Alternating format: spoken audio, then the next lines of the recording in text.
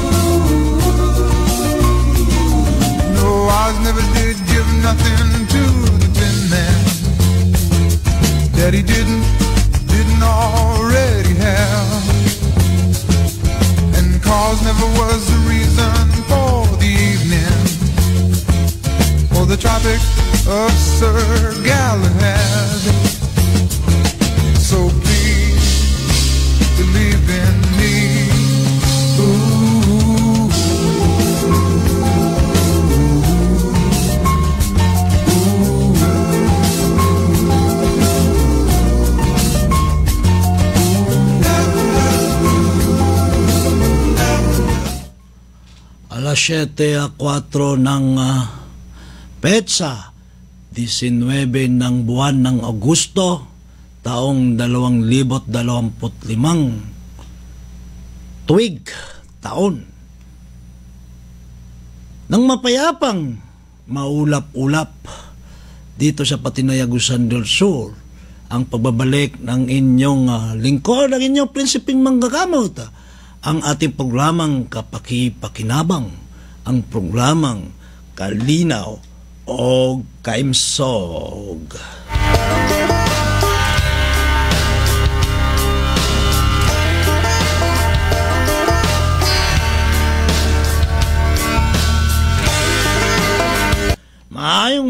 Maayong gabi sa among tanan mga agsolong karagawnon.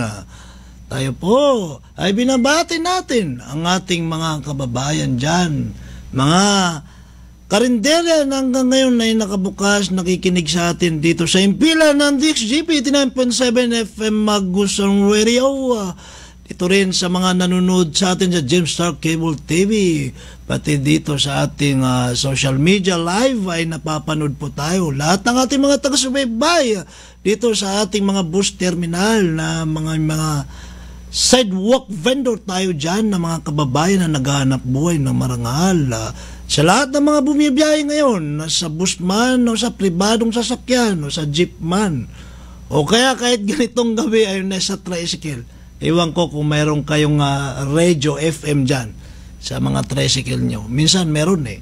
Kayo ay binabati natin na mayong gabi dito sa ating mga kaigsunan, mga kaigala dito sa ating mga bukirin ng Agusan del Sur, Agusan del Norte, pati dito sa Surigao del Sur, Surigao del Norte, sa mga dalampasigan kung saan ang gaganda ang ating mga dalampasigan ng karagatan dito sa atin harap ang Pacific Ocean, pati dyan sa Dinagat, sa lahat ng inaabot ng ating 10,000 kilohertz dyan sa atin sa may kapit na rehiyon, ang rehiyong Agis, inaabot ng ating DXGP 89.7 FM Agusan Radio dyan sa may bulubundukin ng Claveria, pati dyan sa Kingoong City.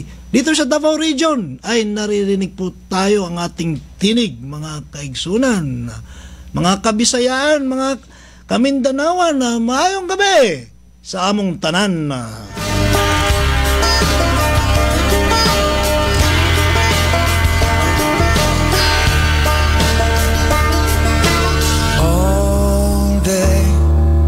Staring at the ceiling, making friends with shadows on my wall. Kababayan, pinabati natin ang ating mga liderato rito sa probinsya ng Agusan del Sur, ang ating Team Minilubong, ating Governor Santiago Canay Jr., no? Magandaan natin itong next year na palarong pabansa dito gaganapin sa atin, sa Agusan del Sur, ang ating Vice Governor, si Vice Governor Patricia Plaza. Yan, kaganda-ganda, no? Ang ating dalawang congressman, Congressman Bascog, at saka siyempre ang ating veteranong leader, si Congressman Edmond Plaza, sa lahat ng ating sangguniang pandalawigan, ang ating mga municipal mayor, city mayor, ang ating mayor Paredes Bravo dyan, si Mayora, na magpagaling ka dyan, Mayora, no? Kasi may fund run tayo, tatakbo tayo ulit sa 2.0 version ng fund run ng DATRC-ADS, no? Kung kayo ay marinig nyo ako. Dito rin sa ating mga mayors ng Agusan del Sur, dito sa ating city mayor ng Butuan City, ang kabisera ng Caraga, no? Yung Metro City ng Caraga, Region 13, ang ating Honorable Mayor Lawrence Fortun. Ayan, Brad Mayor, magaling yan, no? Former congressman yan, former vice mayor, ngayon mayor na. Ayan, sa lahat ng ating mga governors dito sa mga kapit probinsya, no? Governor Pimentel, ayan, no? Governor Barbers, lahat ng ating mga munisipyo dyan, no? Lalo na yung aking mga partners na stakeholders. Tayo ay nag-sign ng MOA, yung usapin natin dyan, no? Ipagpatuloy natin, no? Ang ating programa sa drug rehabilitation, prevention awareness, and of course integration ng ating mga recovery drug dependent. All night, hearing voices telling me that I should get some sleep, because tomorrow might be good for something. Binabati ko rin ang aking boss dyan sa kagawaran ng kalusugan, Kalihim Chudoro Herbosa. Ayan, simula sa PON ay sinuportahan natin yan hanggang ma-confirm na, kasi naniniwala tayo sa kanyang mga track record, and up to now nandiyan po tayo parati. Kaya dito sa kagawaran ng kalusugan, kami yung mga alter ego ng ating kalihim na Chudoro Herbosa. Boss Sek, see you soon sa ating National Health Sector meeting. Hold on, like I'm headed for a breakdown. Binabati ko rin syempre last week, no? I've talked in a few episodes, no? Nakakausap ko ang ating Governor Reynaldo Tamayo Jr., ang governor ng probinsya ng South Cotabato. Talagang dami nating nakuhang impormasyon sa kanya. Magaling talaga, no? Mamaya siguro minsan banggitin natin siya kasi inspirational siya, no? Yung mga hospital bill, no, talagang nagawa ng South Cotabato yan eh. Talagang walang bill, no? Walang bayad, no? Pati yung edukasyon nila. Tapos nagulat ako dun sa sinabi niya sa akin na 30,000 or 33,000 na scholars. At saka talagang umaandar yung public-private partnership, no? Ayan, binabati ko po kayo, Governor Reynaldo Tamayo Jr. Okay, Boss Cobb, yan, naway mapayapa ang inyong probinsya dyan sa South Cotabato. No, I'm not crazy, I'm just a little unwell. I know right now you can't tell, but stay a while. Binabati ko rin si Undersecretary Katong. Ayan, magaling to. Si Professor to, taga-UP ito. Professor ng UP Diliman. Ngayon ay Undersecretary siya ng National Anti-Poverty Commission, NAPSI, no? Gali pala rito sa atin, dito sa Caraga, no? Kaso nasa Manila yata ako, no? So doon kami nagkita rin ni Yusek Katong. Yan, ang ating kapatid na Iranon. Magaling. Dami natin matutunan dyan. Ibang mga professor, no? Assalamualaikum sa'yo, Brother Yusek. You'll see a different side of me. I'm not crazy, I'm just a little impaired. Shoutout natin ang ating mga kababayan rito, si Mo Sadat Sani Darumimbang. Salam, watching from Alabang. Aba, sa Alabang pa, Alabang. Okay, salam sa'yo, kapatid, no, na Sadat Sani Darumimbang. Si Chris A. Turalba, ayan, magandang gabi sa'yo, no. Shoutout natin ang ating mga kasamaan rito, mga kababayan. Sara Nisrin Dumarpa, ayan, si Wenori, shout out ko sa atis and brothers Doc Dasiglang sa matag adlaw na ampo kanunay. Ayan, mga brothers and atis, pinabati ko pala ang ating mga pasyente, ang mga person use drugs nandyan po sa inpatient natin sa DTRC Agusan del Sur. Okay, nandyan kayo, nakikinig kayo, alangan na imposible hindi kayo nanonood sa akin sa Jimstar Cable TV kasi kasama yan sa structure. So magpagaling kayo dyan, okay, papanuring ko kayo bukas sa inyong midweek showdown. Alam nyo, pumunta sa atin si Undersecretary ng Department of Health na bagong appointees, Yusek Murillo, no? Ay yun, sinabi niya kung anong kailangan ni Dr. Tumawis ibigay. Nakita niya ang ating mga pasyente, marami, kaya na meron ng go signal, mag-a-admit tayo kahit puno, no? Gagawan ko ng paraan. Kaya magpagaling kayo, samantalahin nyo ang gobyerno na tulungan kayo.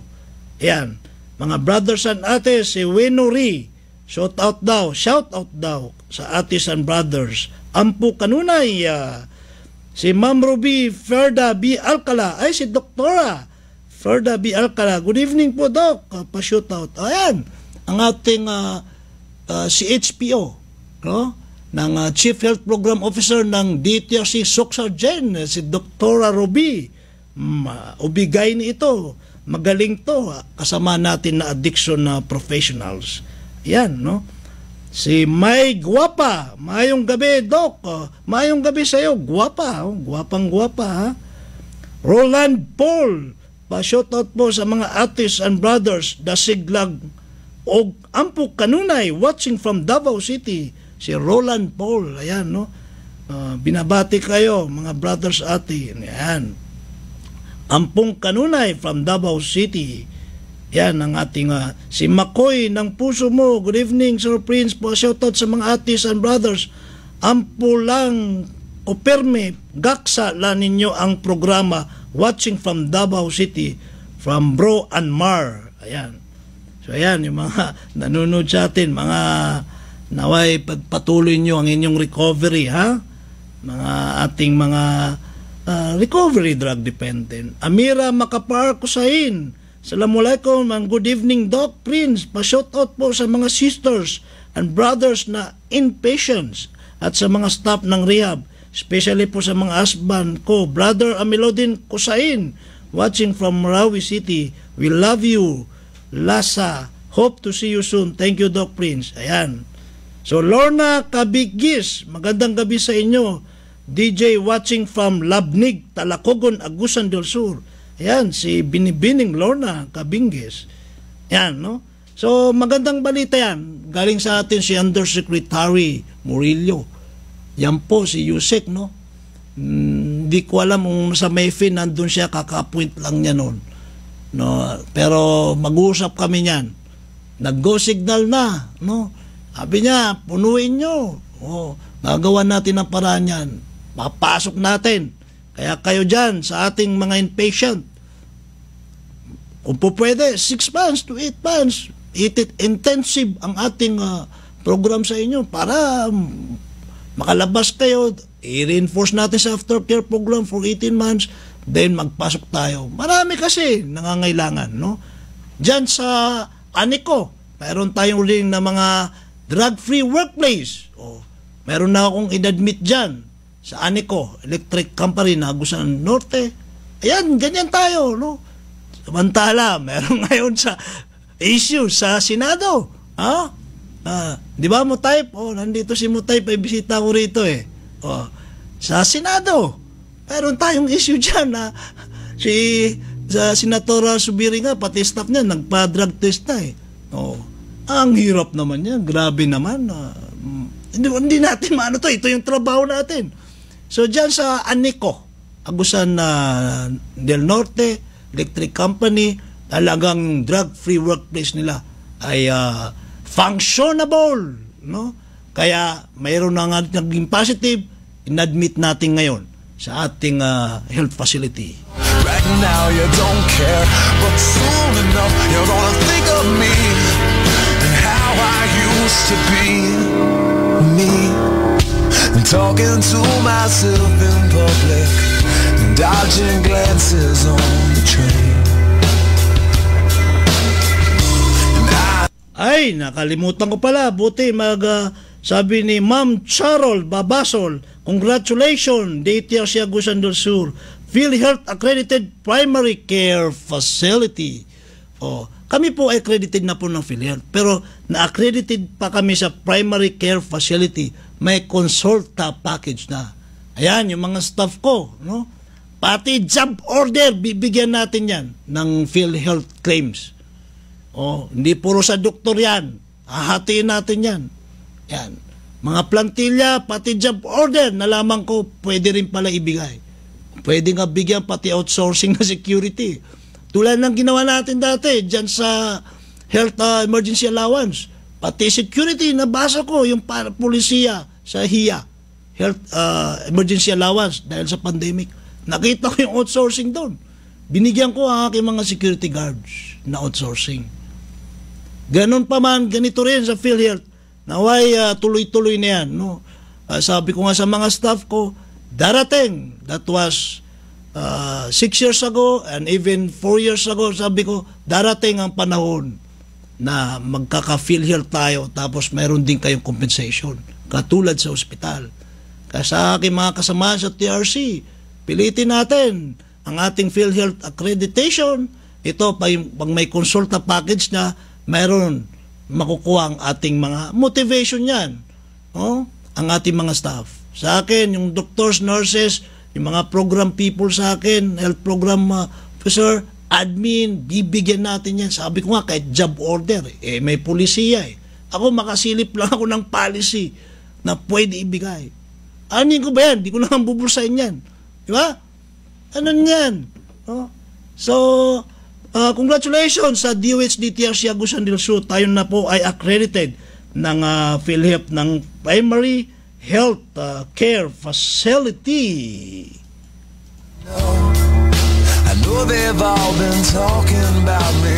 I can hear them whisper, and it makes me think there must be something wrong with me. Out of all the hours thinking so. Kaigsunan, ngayon, kaya basa-basa pa buko, kagagaling ko lang sa yung kuya ko, panay tawag, busy ako nandun ako sa Rosario, Municipality of Rosario. Umandar na naman ang aming Rehab Riders. Yan, yung mga kasama ko sa Rehab team, pumunta po kami doon sa Dato Lipos, Makapatong ba yun? Kailangan makita natin, no? Kasi, yan, no? Dato Lipos Makapandong. Ay, my goodness, yung pinangalan sa ating mga ancestors na mga manubo ata, no? Yung Makapandong, no? Dato Lipos Makapandong National High School ng Municipality of Rosario. Galing po kami doon. Kaya yan, no? Tayo ay napagod. Yung Rehab Riders natin, pumunta tayo doon. As usual, nandun ang ating drug prevention and awareness and mental health. May symposium kami doon. Nagsalita kami doon. Marami tayo mga estudyante, mga learners, mga pupils na mga around almost 400 in different level. May grade 11, grade 12, grade 10, ayan, no? May grade, marami yun, di ba? So, ayun, no? Tingnan nyo. So, nakapunta po tayo doon. Umulan sa umpisa. Basa-basa pa ang ating mga nabasa pa. So, kahit putek, alhamdulillah. Ibig sabihin na papasalamat tayo sa Diyos, nakabalik po kami na safe and sound. Walang aksidente. Tulad ng prayers namin, every time we ride for a cause, ang ating Rehab Riders ay we send by God. We are the messenger. Pinapadala tayo sa ating mga kababayan. Nagsasalita po tayo doon na buksan ang kaisipan ng ating mga estudyante, no? Pero prior to that, nag-discuss muna kami yung physiology, even anatomy, even yung behavioral, lahat ng discussion, no? Yung sitwasyon nila ngayon, lalo na mga Generation Z, no? So, na-inspired naman sila, no? Tapos sabi natin ay kailangan may reflection paper. Kailangan may feedbacks, hindi pwedeng wala. Pati yung mga faculty teachers, no? Kasi hindi pwedeng magsalita lang tayo doon. Dapat merong continuity ang program na yan. So makikita mo dyan na may mga reaction sila, mga feedback. Bukod pa doon sa maiksing oras na question and answer forum, open forum namin. 'Di ba? Question and answer portion. So siyempre, kulang ng isang araw 'yan. Kung pwede nga 5 days pa Ayan. Sa susunod, I think sa Sibagat na naman kami ng National High School. So siyempre, kasama natin ng DepEd. Yan ang commitment natin na kung po pwede, minimum of once a month sa mga national high school, kung twice a month, much better. In fact, next Tuesday, pupunta kami sa Bislig City. Doon natin gaganapin ang family involvement therapy. Marami tayong pasyente dyan sa Surigao, no? Yan, no? So, darating po kami dyan next week din, no? Sa ating kabisera ng Surigao del Sur, ang Bislig City. I've lost my mind, but I'm not crazy, I'm just a little unwell. I know right now you can't tell, but stay a while and maybe then you'll see a different side. Shoutout natin, mga magtampo ito mga to, parang sumisigaw, no? Doc, shoutout me dire sa Magsaysay Baba. Ayan, si Sir Julius Corvera. Yan ang mga ating So, ipagpatuloy natin ang good vibes. Ang good vibes ay good life, healthy life. Hindi good vibes na high, ha?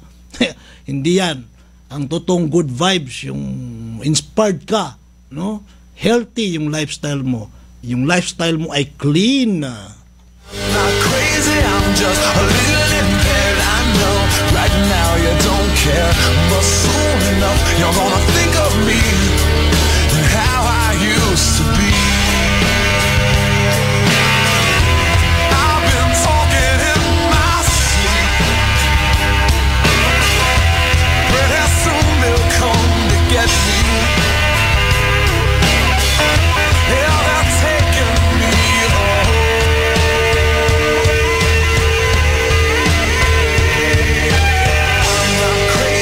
Just a little unwell, I know.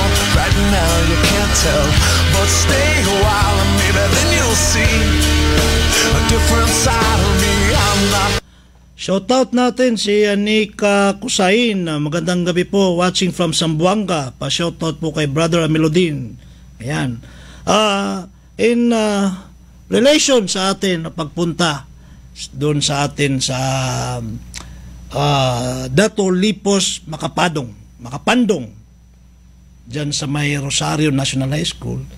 Tama-tama last week ay August 12 International Youth Day, di ba? Yun, kasama yan sa mga dinidiscuss natin. Nakita nyo po sa social media, may isang estudyante sinuntok ang maestra, ang teacher. Mayroon pang nangyari, no?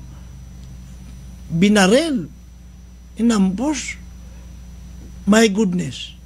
Kami po nung araw, talagang inaagisan, binabato ko ng eraser. Nandyan si Ma'am Mimbala at saka si Ma'am Pagadila, no? Actually, mga avid fan ko rin yan sa si Ma'am Mimbala. O ngayon, natuto na senior citizen na yan, social media, no? So, ayan, Ma'am Mimbala, dahil sa pag-stricto nyo sa amin noon, nung kami ay mga estudyante, talagang binabato kami ng eraser, tumatama sa ulo. Pero nadisiplina kami. Yan. Yung eraser naman, hindi yung eraser na napakalaki na matigas. Yung may foam yan, eraser nga . Siguro wala na ngayong eraser, puro mga projector na. Yan po, tulad ng sinasabi natin, mga sinasabing terror na professor or teacher, doon po tayo natututo . So ngayon baliktad ngayon. Yung ating mga kabataan, sila nambubugbog. Hindi lang yun. Pumapatay. My goodness. Kaya nga ang ating senador na Abdulaziz Robin Padilla ay talagang may panukalang batas siya na sinusulong, na babaan ang edad doon sa mga minors. Totoo nga naman, kung 18, patay tayo dyan. Kung gagawin na pangharang ng ating mga kabataan para makagawa ng krimen, dati ginagamit lang sila ng mga sindikato. Ngayon, sila mismo ang sindikato. And I know that because marami akong pasyente na galing dyan. From 18 and above. Meron pa nga akong dito sa may RCY, no? Pagkaabot ng 19 na, sa amin na. So, bakit kamo? Ang 14 anyos hindi makapang-rape? Ang 14 anyos hindi makapatay? Ang 14 anyos hindi makapang-hold up? Kailangan babaan natin. Huwag tayong maging humanitarian. Hindi humanitarian yan. Alam nyo, marunong nang mag-isip yan. Gumagalaw niyan. In our belief as a Muslim, once na yung babae ay nagkaroon ng menstruation, yan, mayroon na siyang responsibilidad sa sarili niya. Ganon din ang mga kalalakihan na teenager, no? By age of 12, usually sa amin, pinapalo na yung 10 years old pag ayaw magdasal ng 5 times a day. Lalo na sa lalaki, no? Na bata. What I'm trying to say, yung 14 anyos, marami pwedeng gawin na krimen.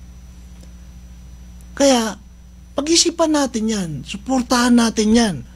Kaya nga, mayroon po tayo ring responsibilidad na mga magulang. Hindi pwede yan. kahit saang batas yan, saang bansa yan, may responsibilidad ang atin, mga magulang, para palaki ng ating mga anak. Gabayan. Just a little impaired, I know. Right now you don't care, but soon enough you're gonna think of me. International Youth Day, tulad ng sinabi natin doon sa school kanina, na maraming target ng drug addiction or substance addiction, any kind of addiction, whether non-substance po yung addicted sa mga online gaming, gambling, yan yung mga non-substance. Ang substance po, kasama dyan yung alcohol, yosi, marijuana, shabu, and so on and so forth. Sila po ang target, itong ating mga kabataan. Siyempre, kung may pera din dyan na may trading, drug trading, ay doon sila yung target ng kanilang consumers, ay yung mga kabataan. And the moment that they will take that substance and they will be addicted, continuous na ang negosyo. Di ba? Yung nga sabi natin sa ating mga kabataan, naway nakikinig kayo, no?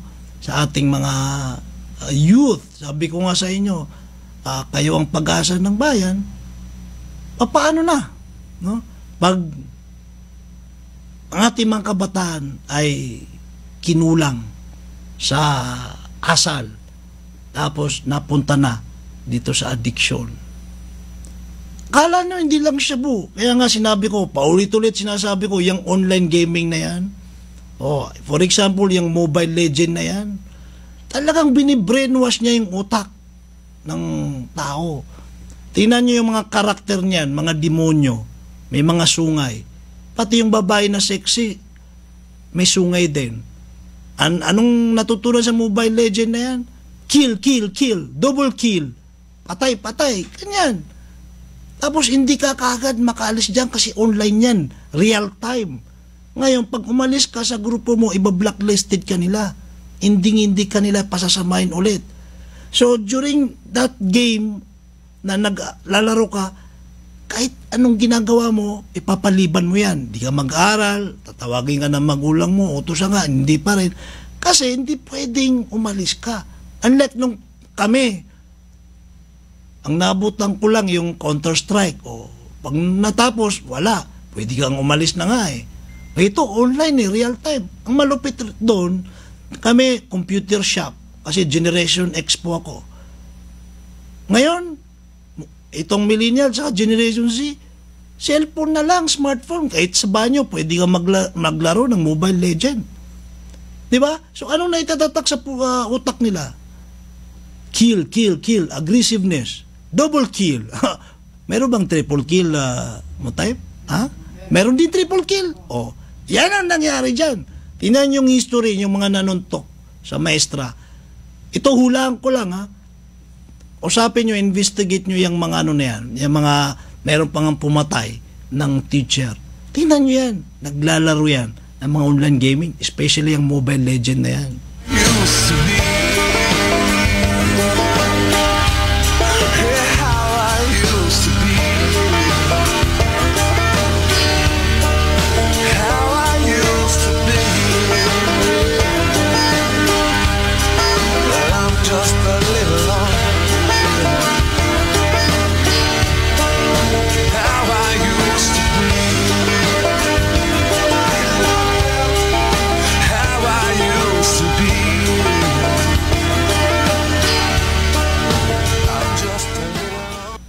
Tulad lang sinabi natin, no?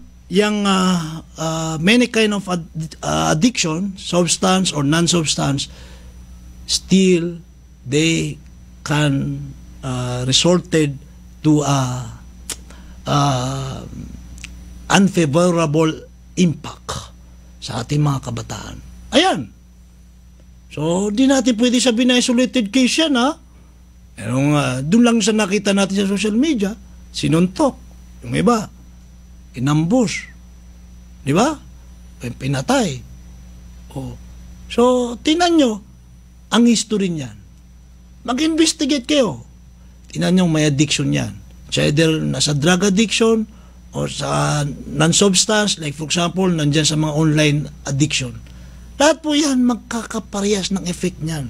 Baka iniisip nyo lang yung nakadrugs lang. Okay? So, shoutout natin si Carlos Ginsod Mandag. Maayong gabi, sir. Pa-shoutout me dire sa Barangay San Isidro, si Bagat, Agusan del Sur. Alhamdulillah, congratulations po sa DOH-DTRC Agusan del Sur, PhilHealth accredited, no? Si Ma'am Jamera Lagindab Makabangon, ayan, ng ating mga staff. So yan po, paulit-ulit natin sinasabi yan. Ito yung mga resulta. Di ba? Mga teachers na eh. Oh. So, nagbabago ang panahon. The masses is changing. Di ba? Nagbabago ang sitwasyon ng panahon. Pero kailangan magbago rin tayo. Paano natin i-approach yun? No? Paano natin itama yan? Walang masama magiging innovative.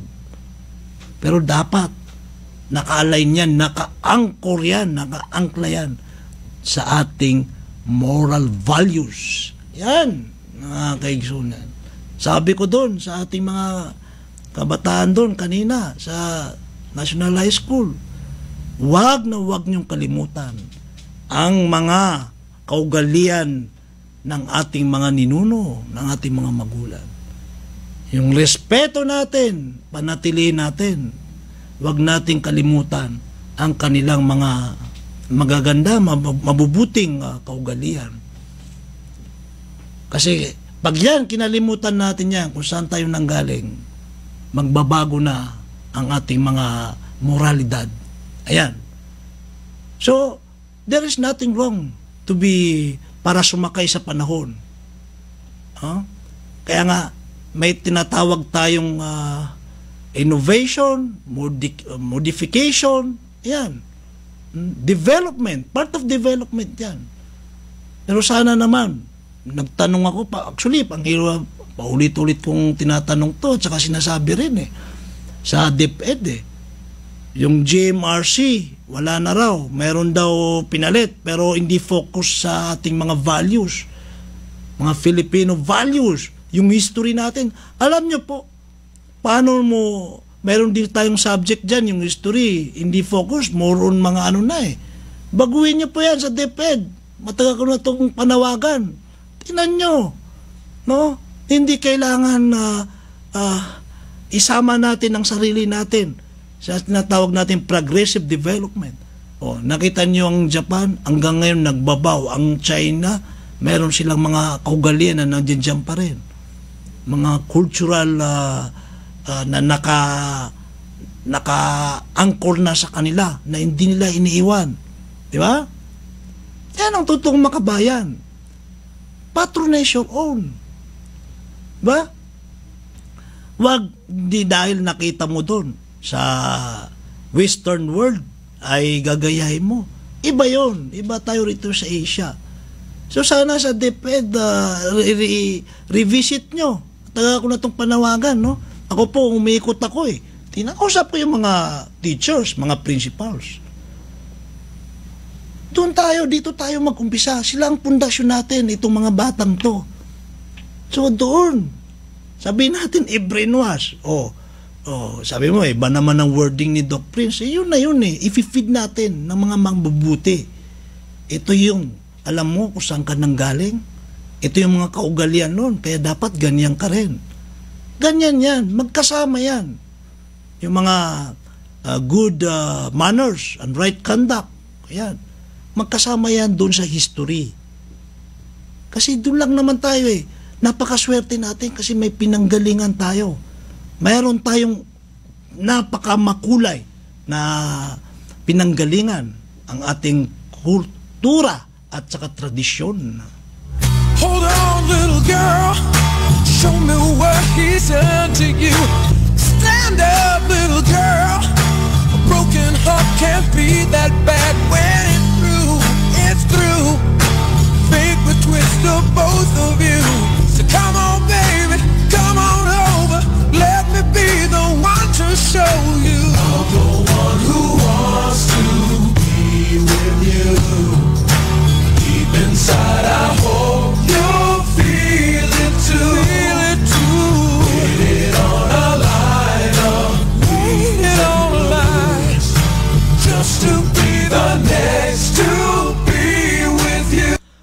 kaigsunan, dugtungan ko pa yung International Youth Day sa susunod na episode, no? Parati nating isama yan sa discussion, no? Talagang itong hindi tayo maubusan yan ng bala sa pagsasalita mapatungkol sa ating mga kabataan. Pero kailangan ko itong insert itong ating 8-point agenda to revisit din ang ating 8-point agenda ng ating Department of Health Secretary Teodoro Herbosa. Ayan, no? Siguro naman naka 2 taon ba? 2 taon kasi hindi naman siya saktong 3 years eh. Kasi may naka-OIC pa. So ang ating 8-point agenda, of course, yung una ay bawat Pilipino ramdam ang kalusugan. O tatanungin ko kayo, ramdam ba natin ang kalusugan? Siguro naman, itong nakikita natin ngayon na free hospital bill, yan, ay talagang lahat ng DOH National Hospital ay pipilitin nating librehin yan, no? Nandyan ng PhilHealth. Ito actually yung ating president ng PhilHealth, si President Mercado, napakasipag din yan, no? Namit na natin yan. Talagang very active din yan, no? Ayan. So, ramdam ba natin ang kalusugan ng bawat Pilipino? Yun ang tanong. Ngayon po, ay marami tayong access. Meron din tayong tinatawag na MyFe. Nagkita-kita kami one time, yung 14 billion siyang natitira. So, sa to say, yung TRC, konti binibigay, mga rehab, pero nakita ko ang hospital, ang daming binibigay. Kaya walang rason ang ating mga DOH National Hospital, ang medical assistance for indigent and financially incapacitated. Ayan, na ating mga kababayan. So ramdam natin, dumadami na rin. Nagpapasalamat po tayo sa ating Pangulong Ferdinand Romualdez Marcos Jr.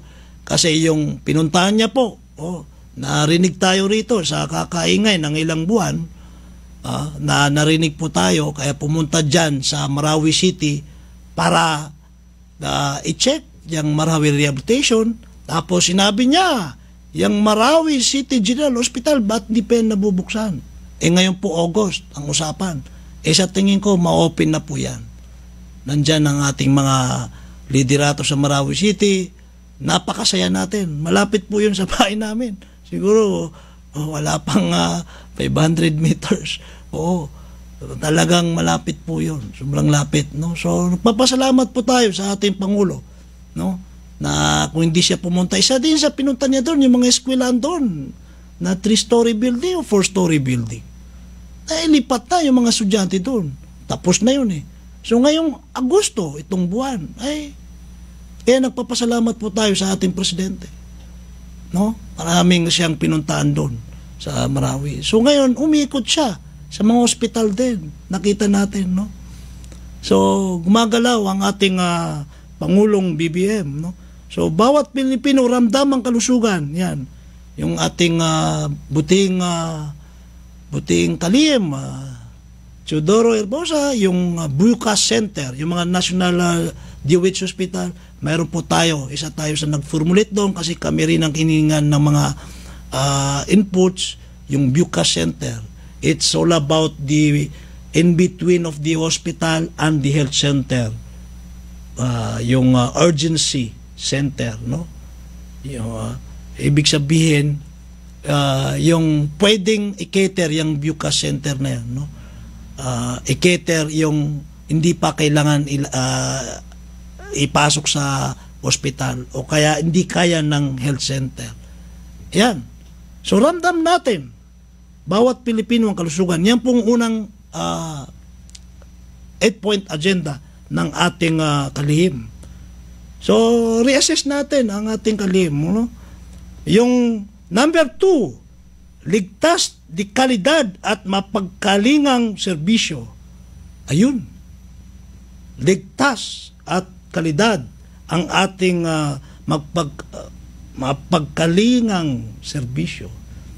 Is it safe? Is it di kalidad? Ibig sabihin, may kalidad siya. Eh, nakita nyo naman ang ating mga ospital ngayon. Ang dami-dami ng mga DOH National Hospital, no? Mayroon na mga health, heart center or kidney center.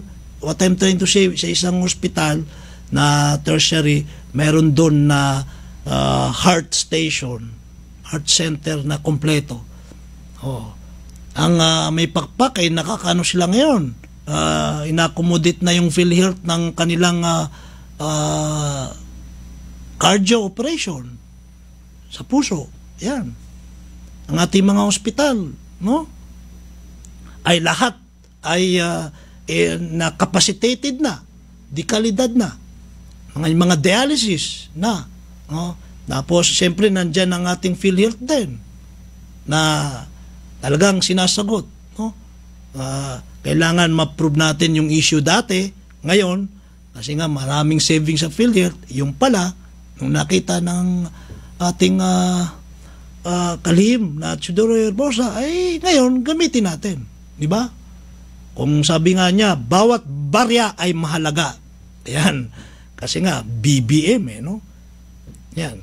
So, ligtas naman, no? Ang ating mga dekalidad na mga facilities sa serbisyo ng kalusugan.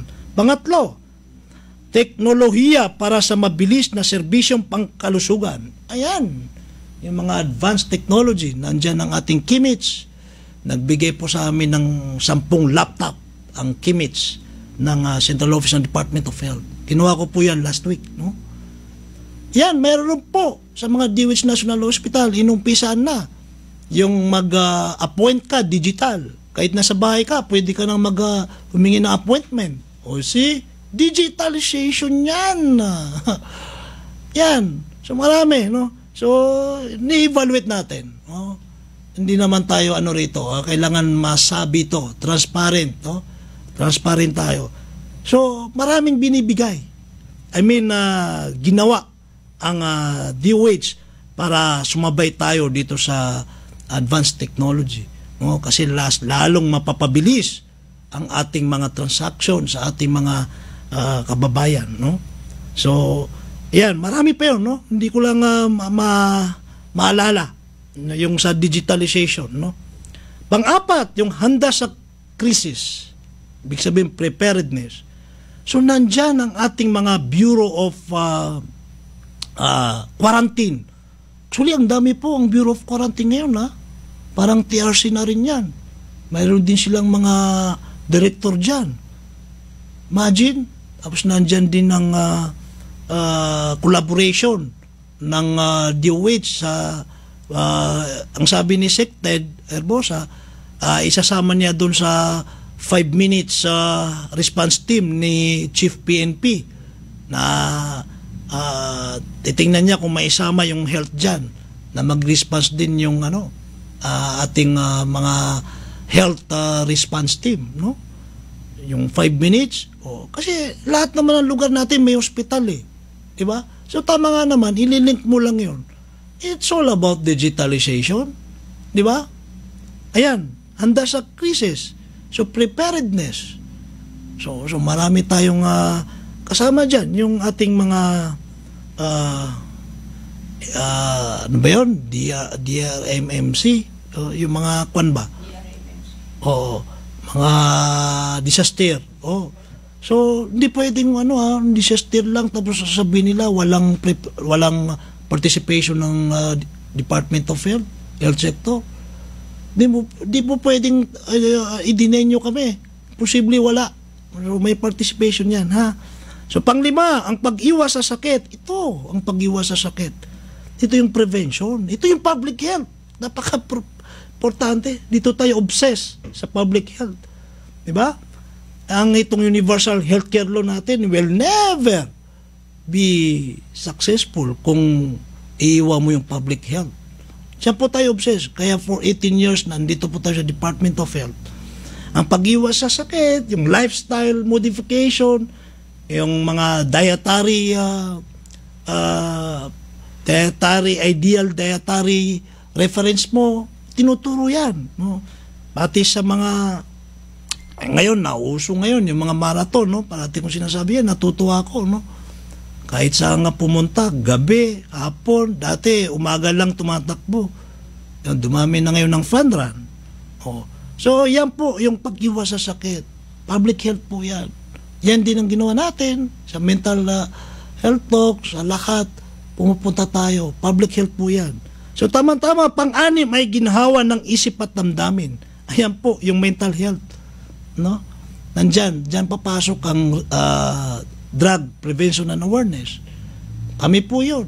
Ayan. Kaya ang aming institution ay capacitated dyan. Ang aking staff ay psychologist, psychometrician, mga social welfare, mga guardian counselor, mga life coaches, psychiatrist, mga rehabilitation practitioner. Oy, nagpapasalamat pala ako sa health HSRB regulatory board, no? Si bureau pala, si Director Anitan. Ayan, maraming salamat Director Anitan, at lalo na ito si Ma'am Ruby, no? Si Ma'am Ruby ay nakuha ko na yung certificate ng non-physician na 41 non-physician rehabilitation practitioner na, at saka 3 yata o 2 na physician rehabilitation practitioner na aming certificate.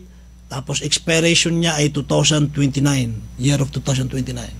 Pinatekot ko na sila, gumawa ko ng waiver na if they will act in justice or lahat ng ethics doon sa ma-violate nila, yung mga staff ko na accredited, ma-violate nila yung pagiging rehabilitation practitioner, hindi nila magawa ng tama, ay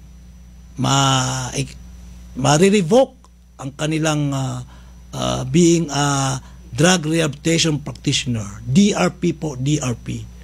Yan, seryoso po tayo eh. Hindi tayo naglalaro dyan.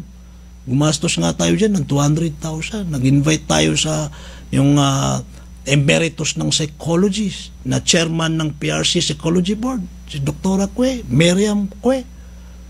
Tapos, ganun-ganun lang. Hindi, seryoso ako dyan.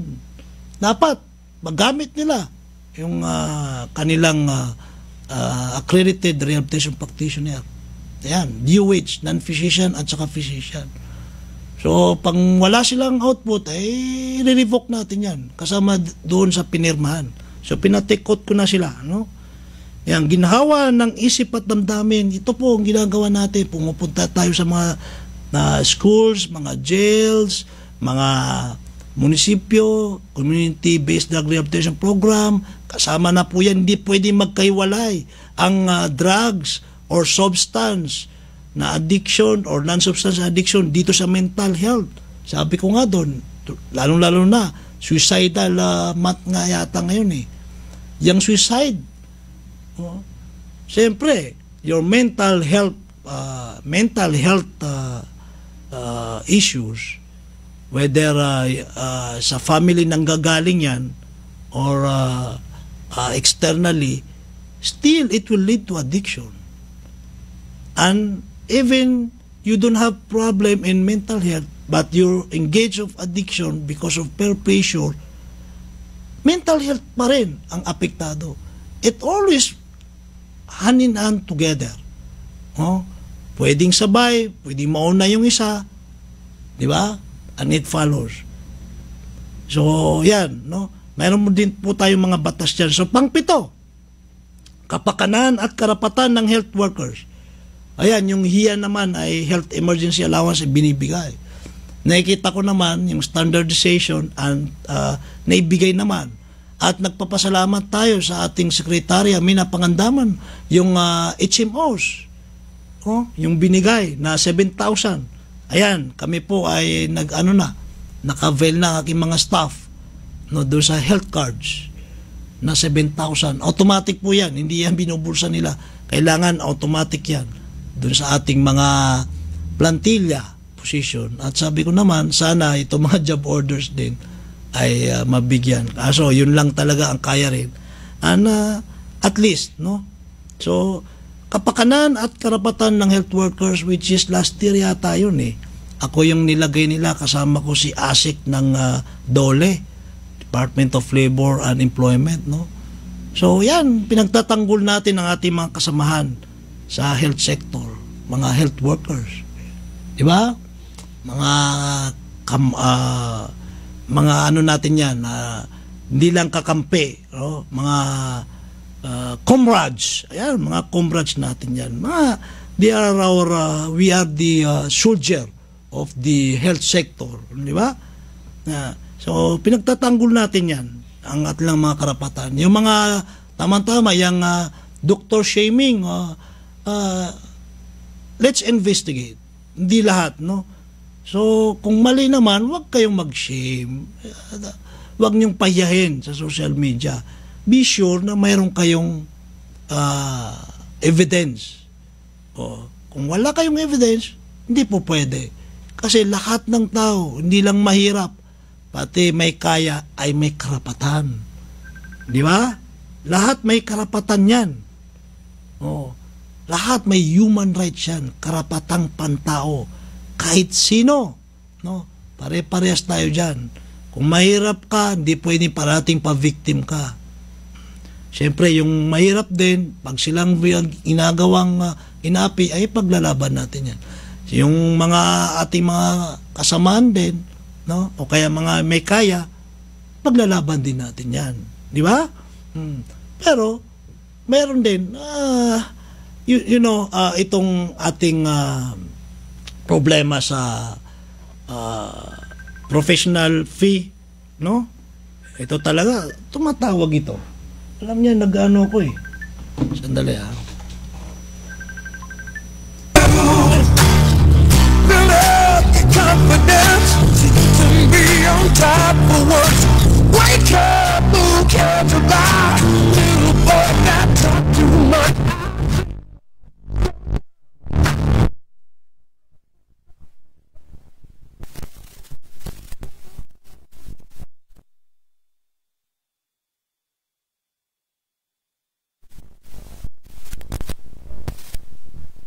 Kaya mga kababayan, ang huli itong proteksyon sa anumang pandemya. Proteksyon sa anumang pandemya. Yan ang panghuling 8-point agenda ng ating kalihim na Secretary Teodoro Herbosa. So marami na po tayong Bureau of Quarantine, naka-ready na po yan. Sana walang pandemya, pero we still anticipating, no? So yun yung huli, no? Ang alam ko, mayroon din tayo sa road safety. Yan, no? Yung road safety talagang active dyan ng Department of Health. Isa yan sa mga output na talagang pina-priority ng ating kalihim. So mayroong ginawa ang ating kalihim, no? So sana patuloy nating suportahan ang ating kagawaran ng kalusugan, yung free hospital bill nagawa ng South Cotabato yan, no? Si Governor Rinaldo Socayan, no? Sorry Tamayo Jr., no? Yung hospital bill libre, my goodness, no? Tapos sa edukasyon libre, my goodness. Ano pa? Ang dami, no? Nakakaano eh. So one time interviewing ko siya, no? Ang galing, no?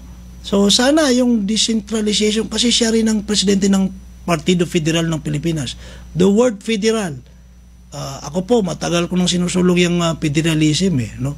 So yung decentralization ang galing eh, di ba? No.